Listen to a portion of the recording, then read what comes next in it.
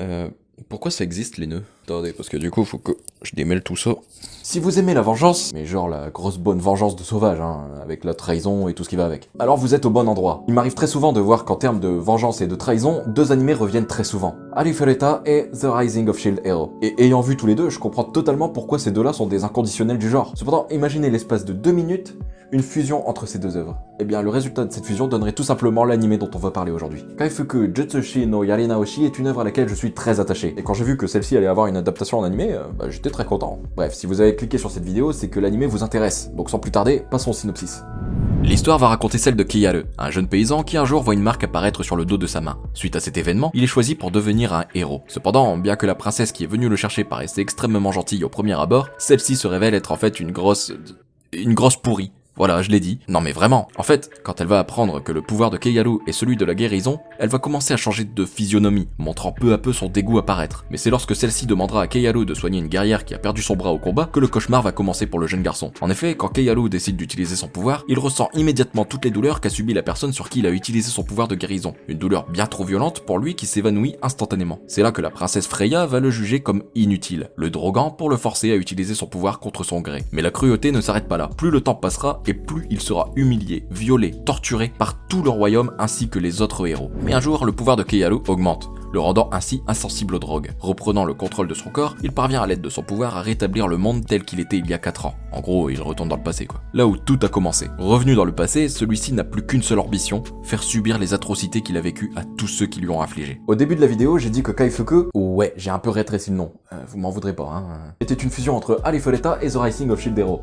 Je vais vous expliquer pourquoi. Tout d'abord, Keiharu est choisi pour être un héros, tout comme Naofumi. Cependant, quand on apprend qu'il est le héros guérisseur, on le considère comme un bon à rien, inutile, exactement comme le héros au bouclier. Par contre, le sort que va subir Keiharu n'est en rien comparable avec celui de Naofumi. Naofumi va être dénigré et même humilié, mais ça s'arrête là. Keiharu, lui, va subir des horreurs à répétition. Mais vraiment, quand je dis des horreurs, c'est inimaginable quoi. La torture, le viol, l'empoisonnement pour le contrôler, l'humiliation, des trucs vraiment atroces. Et là, vous me direz, mais c'est quoi le rapport avec Alifureta du coup? Calmez-vous, j'y viens. Dans Alifureta, Nagumo va se faire trahir par l'un de ses camarades. Cette trahison va agir sur le mental de Nagumo, lui faisant prendre conscience qu'il ne veut pas mourir, pas tant qu'il ne se sera pas vengé. De ce fait, il va acquérir des niveaux, monter en puissance, jusqu'à passer d'inutile à extrêmement cheaté. Bah là, c'est pareil pour Keiharu. Toutes les atrocités qu'il a subies font que désormais, il n'a plus qu'un seul objectif, la vengeance. De ce fait, il va devenir un héros implacable, avec une puissance décuplée et une intelligence extrêmement développée, dans l'unique but de se venger. Du coup, si on résume, Keiharu, c'est un peu la fusion entre Naofumi et Nagumo. Alors ouais, je sais ce que vous allez dire. Attends, t'as pas dit que le harem et le ecchi c'était pas du tout ta tasse de thé? Tu n'en prendrais pas pour des billes par hasard. C'est vrai, mais ici c'est différent. Je vais être honnête avec vous, le manga se rapproche plus du hentai que du ecchi. C'est très trash et très explicite. Mais les scènes très trash qu'on voit dans le manga sont pas là pour le fanservice, comme on pourrait retrouver dans d'autres animés ecchi.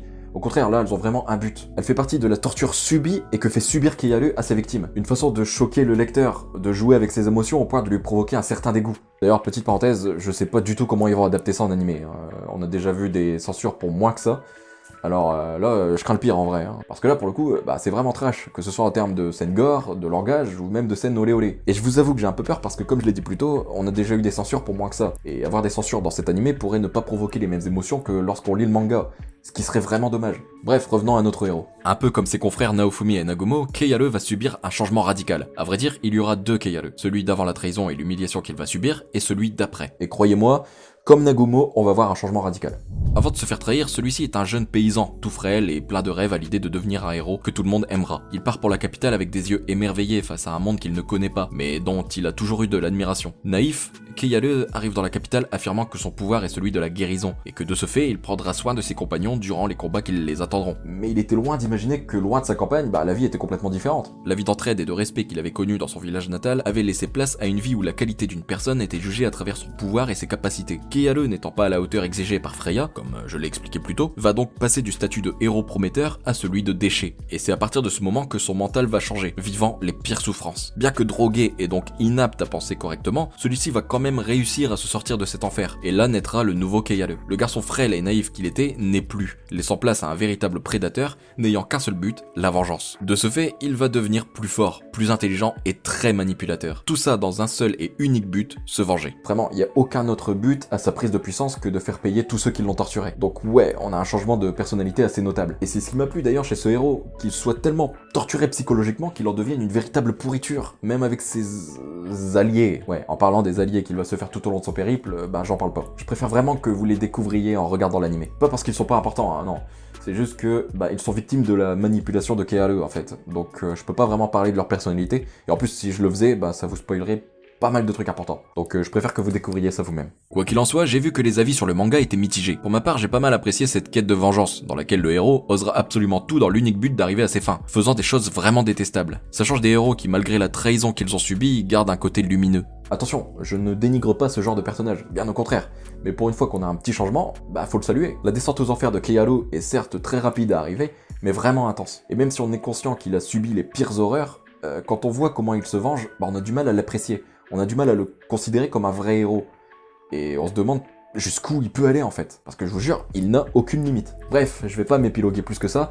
Rendez-vous en janvier pour le découvrir. Et je le redis, j'avoue que ça me travaille et j'ai hâte de découvrir ça parce que au vu du nombre de scènes trash et violentes, je me demande vraiment comment ils vont adapter ça en animé. D'ailleurs, si vous avez une idée, n'hésitez pas à me la partager en commentaire. Hein. Bref, affaire à suivre. Si jamais mon t-shirt vous a plu et que vous voulez savoir comment Totoro a conquis le trône de fer, alors vous pourrez... Non, pas maintenant. Alors vous pourrez trouver un lien dans la description avec un code de réduction. Voilà ce qui conclut cette vidéo. J'espère qu'elle vous aura plu. Si c'est le cas, n'oubliez pas de balancer votre plus gros kamehameha sur le pouce bleu et de vous abonner pour ne pas louper les prochaines vidéos. Sur ce, moi je vous laisse, je vous fais des bisous et je vous dis à plus dans une prochaine vidéo. Ciao.